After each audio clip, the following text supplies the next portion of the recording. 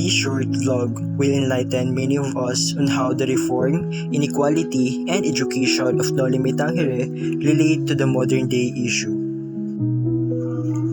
Reform, social movements, policy changes, and institutional reform as one of the issues in Noli Me Tangere. Regarding from its content, it tells something about the Spaniard colonizers on how they affect the Philippines as well as the native Filipinos during their colonization. Back to the modern day issues, we can still see this kind of problem. And to provide you an insightful examples about it, I will be stating 3 examples. Examples of institutional reform. Number 1, policy reform. Improving policy accountability and community relationships. Number 2, judicial reform. Enhancing access to justice and reducing systemic biases. Number 3, economic reform. Promoting economic equality and reducing income disparities. Inequality. Income inequality, wealth disparities, and social inequality as one of the issues that can be seen in the story of Noli Me Tangere.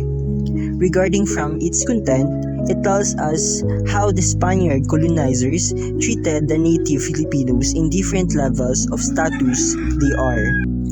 Back to the modern day issues, we can still see this kind of problem such as the wealth gap and lack of access to education that many native Filipino have experienced because of the colonial government.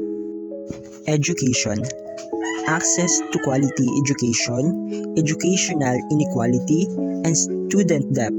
These problems from the novel named Noli Me Tangere relate to the modern day issues, and regarding from its content, it has something to do with the Spaniard colonizers as they are one of the reasons that many Filipinos during their era had to experience this kind of cruelty.